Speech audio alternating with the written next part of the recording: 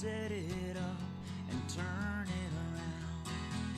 We might have come from somewhere else, but this is where we found ourselves. Welcome to the local show. People you work with, people you know.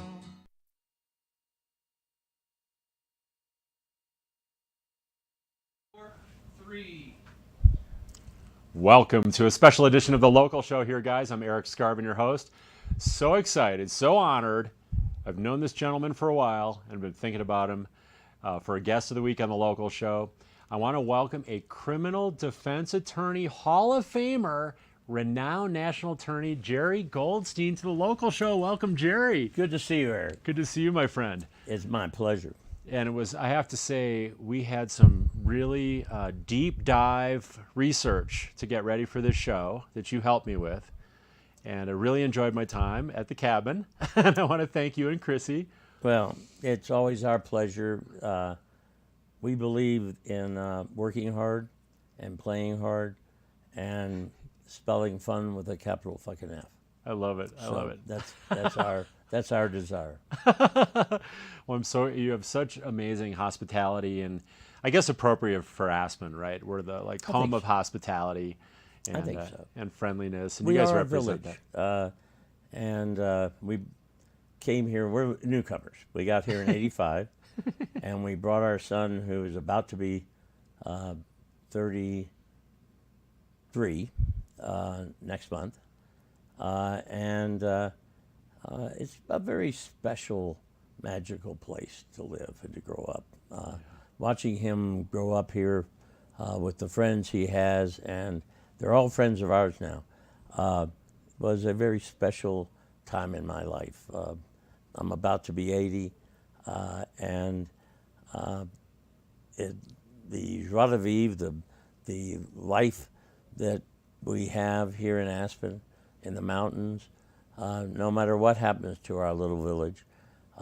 And I know I share many people's views that it's going downhill, even since '85, but certainly since all the friends that we had. I wish I'd come here in the '60s and not been a stubborn, old Texan. But I'll be honest with you, that was the best. Next to marrying Christine 54 years ago, that's the best decision I've ever made. Well, you mentioned Texas. Born and raised in San Antonio, is that correct? That's correct. Can you tell us a little bit about growing up in Texas and kind of your early years in the field of law? That seems like yesterday. As you get older, but when I was younger, my dad was alive. I went to him one day and I said, "Dad, I can't remember anything before I was 10. And he said, "Don't worry, it's all going to come back to you." Yeah. And you do remember things vividly. Yeah. And I had a wonderful young life growing up in Texas. I enjoyed public high school immensely, in a class of 1,000 kids, and we still see each other, and we're still close. In fact, a bunch of them came to my son's bar mitzvah here in Aspen. And I looked out and I said, there are people I grew up with here. There are people that I've been to jail with in more than one country, which was true. But I think I was a child of the '60s. I'm an aging hippie. I got out of college in '65, and I went to law school to stay out of the draft, to keep from killing or being killed. And my mentor and patron saint next to my dad was a wonderful lawyer named Maury Maverick, who told me, he said, "Goldstein, you were sitting on your conscience." That was where it was until you got one of those cards that said, come to draft board number 7. And he said, that's when and it's true. I think we made a mistake. I think I'd like to see national service again, where everybody does it, and I think we'd all be better off. Yeah, and we'd answer some of the issues that we have.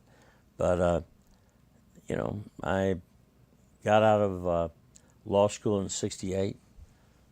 War was raging across the seas in Vietnam, riding in our streets. Free speech, free love were blossoming flower-like from their underground abode. I met my wife. We had a Volkswagen bus. Had taken the seats out, put a Persian carpet with little pillows, big peace symbol on the back of it, Ramsey Clark for president, bumper sticker, and got run out of more towns. But Maury Maverick was a real guiding light for me. First thing out of law school, he sent me to help Bill Kunstler with the appeal in the Seventh Circuit of all the lawyers that had been held in contempt by Judge Hoffman during the Chicago 7 trial. And what a wonderful experience for a young lawyer to start his practice that way. I mentioned to you that Maury told me this is my early legal career, 68, and he said, Gerry, practicing criminal law is a lot like the old hen in the hen yard. Peck, peck, peck, peck, peck everywhere. Every 100 pecks she gets a kernel of corn. The rest of the time, it's a beak full of shit. And there's some truth to that. And yet that kernel of corn, those few cases that you win, make it wallowing in that shit day in and day out, 24/7, 365 are worth it when you get those. Yeah.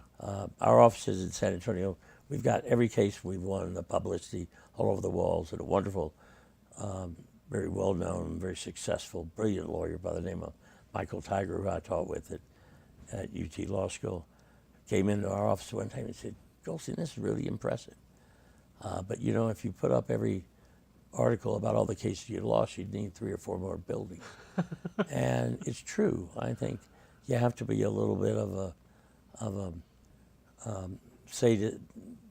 you have to be sadistic, maybe have a twinkle of anarchism, and want to fight with the government, with the state, day in and day out. But I think that's what the children of the 60s were doing. That's how I cut my eye teeth. And if you're honest, if you're right, truth will out. And I do think that I was a very lucky young man to be able to do that. And in those early years, one of your more well-known cases, if people want to research, kind of back on your long, illustrious, over 50-year career now, was working for Normal, and is it Keith Straup? Keith Straup, who was running Normal at the time. He started in 1970, and I became, for life, the chair of the legal committee, the legal director for Normal. So I met Hunter Thompson. We were on the board. And Keith is still a very close friend.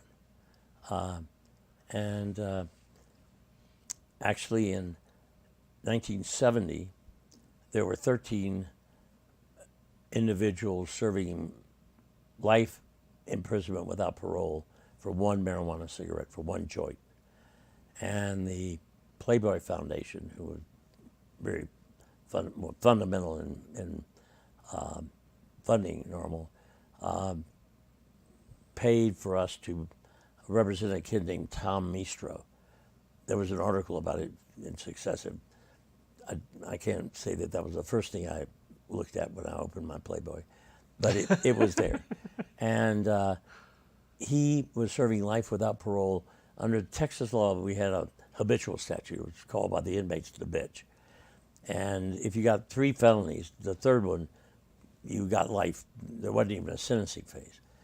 And the vending machine lobby was very strong in Texas at the time. And his 3 felonies, one was he broke into a parking meter, which qualified under Texas law as a vending machine. Second one was a Coke machine. And the third one was one marijuana cigarette. And so it was cases like that where even in Texas, even a little kid driving a Volkswagen bus with all that paraphernalia,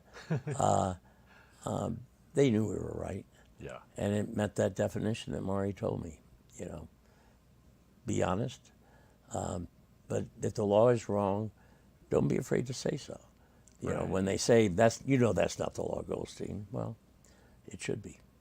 So when you look back, Gerry, would that be one of the highlights in your legal career, that particular case, or is there any other cases like you presented in front of the Supreme Court 5 times? Is that correct? Yeah. Were some of those cases, when you look back, They were all like fun. highlights? They were all fun. They were usually, you know, one of them.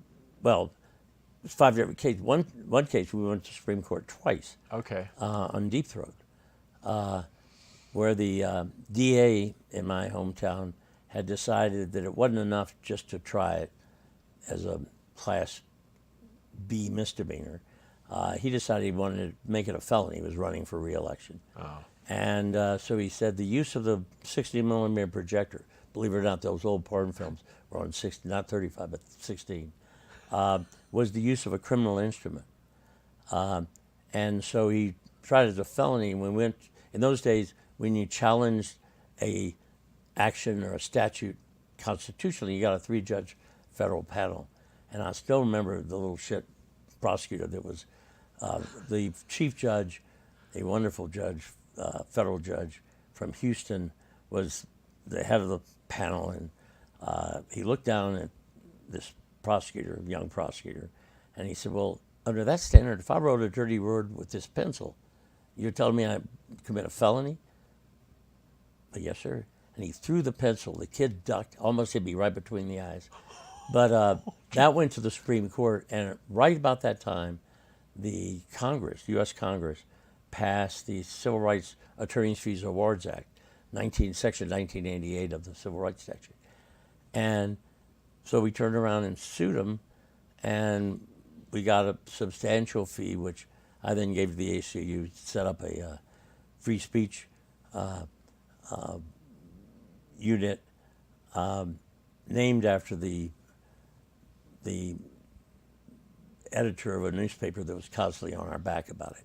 Okay. You know, making fun of us. That really pissed him off. But the second Supreme Court case was over my attorney's fees because the county refused to pay them. And I still remember being in the Fifth Circuit Court of Appeals in New Orleans, and Judge Goldberg looked down at the Attorney General of Texas and said, you know, what if we just go and seize the Capitol in Austin? And he said, we can't do that, sir. He said, well, how do you think this little kid's going to get paid? And so we won that too. And you know, I've had, I think, if I had to give somebody advice on not to make money necessarily, probably you lose money at it, but to be a success and to reward yourself and to make it, you've got to be willing to stand up. Yeah. You got to be willing to stand up in courtrooms. You got to be willing to stand up in bar rooms or classrooms or places like this. And you've got to be willing to stand up and speak out against injustice whenever and wherever it rears its ugly head. And if you do that consistently, you're going to piss off some people and you're going to lose some clients and money and respect. But in the long run, the truth will out. You're going to find that you can look back with pride. And I've had some absolute wonderful times in my life. And I can thank my mentors, but the practice of law has been really good to me. Look, I mean, now I'm almost 80. I get to ski 100 days a year. I'm still working, and I've got a wonderful office of really 8 lawyers now who spend most of their time trying to keep me from screwing things up and try to make me look good. And I have a lifestyle that I'll admit there were hard times and I had to work hard. Yeah. But you know, my wife and I in 1969 moved into a little one-room house, paid $110, I think, a month.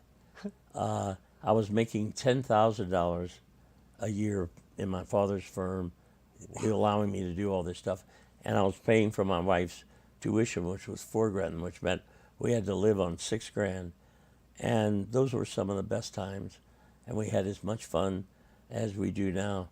You know, I have to admit, I don't like money. I don't like having money. I don't like saving money. But I love spending money. Yeah. So I'm still working. Planning was never my long suit.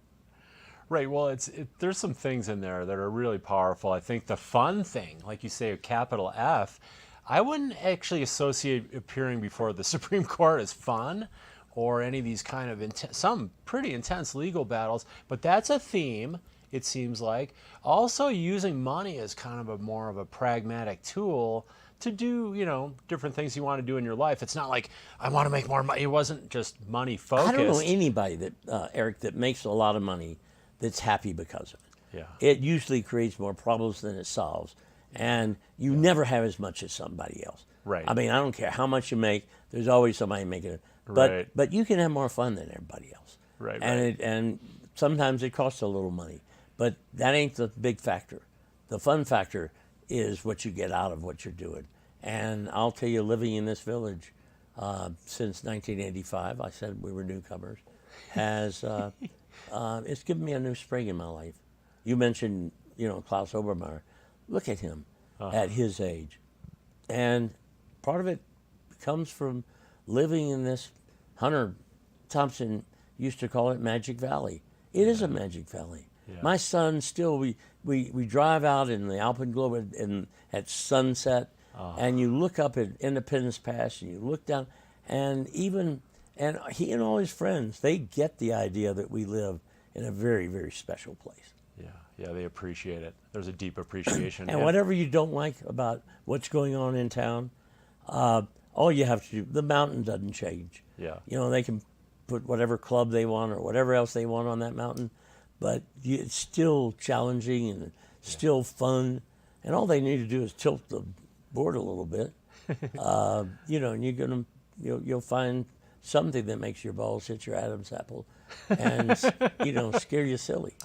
The Highland Bowl does it pretty well for me. And by the way, you love Aspen Mountain. That's like your home mountain. It's a 10-minute walk. But yeah. Because of Aspen Magazine, I got to write the article that opened in 95. It was 10 years after they closed it in 85, after the big slide that killed the 3 patrollers. Yeah.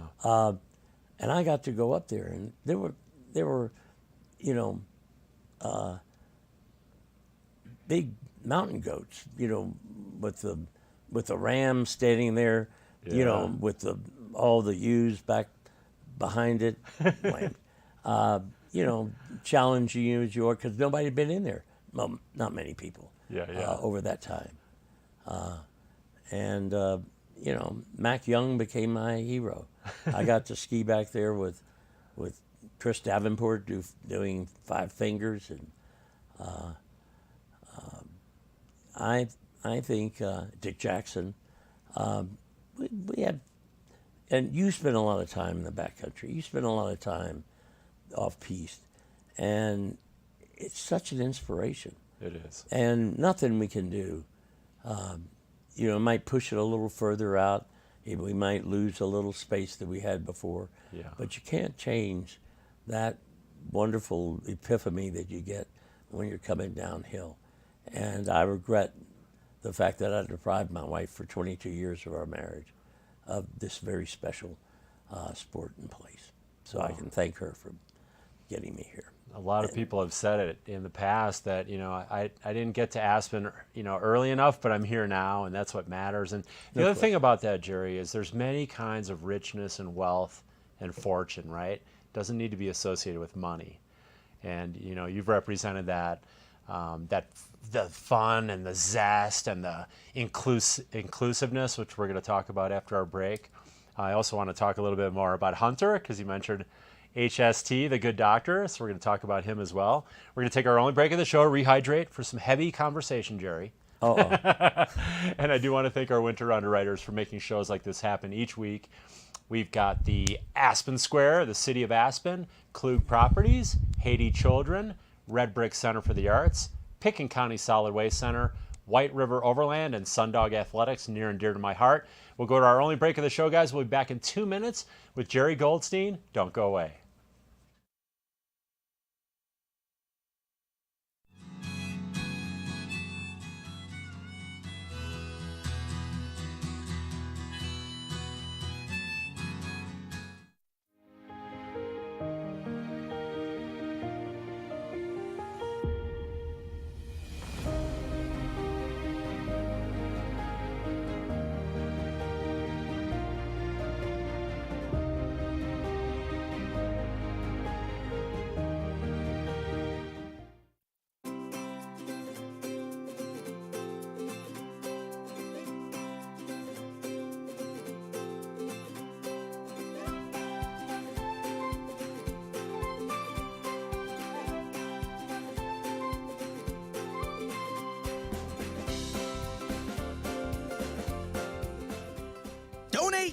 shop, and save. The Mother Lode Mercantile, now open at the Picken County Landfill. I'm so passionate about this community. I absolutely love living here and raising my family here. It gives me a lot of pride to share this with my friends and my clients and help them achieve their dreams of owning an Aspen snowmass and enjoying this incredible lifestyle. White River Overland in Aspen specializes in camper van upfitting, catering to mountain dwellers and outdoor enthusiasts. WRO's builds are purpose-driven to facilitate and enhance skiing, cycling, camping, climbing, and river adventures. More information at whiteriveroverland.com. Providing exceptional service for over 50 years, Aspen Square features studio and larger condominiums for nightly rental with an ideal downtown Aspen location.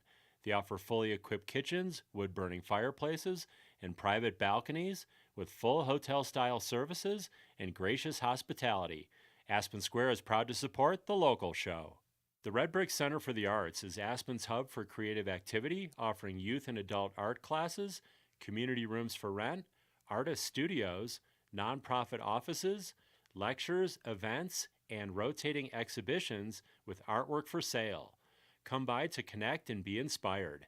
Learn more at redbrickaspen.com. Sundog Athletics, Aspen's adventure sports school and snowshoeing specialist since 1996, is your opportunity to experience private, all-inclusive snowshoeing, cross-country skiing, and fat biking instructional adventures that will immediately improve your safety, performance, and enjoyment. Like Sundog Athletics on Facebook for fresh updates, or explore sundogathletics.com. Support for the local show comes from the City of Aspen. The Castle Creek Bridge is nearing the end of its lifespan, and the city is proposing an entirely new bridge as a safe and resilient solution. You can learn more about the bridge construction, transportation options, and in-person and online public events at castlecreekbridge.com. Welcome to the local show. People you work with, people you know.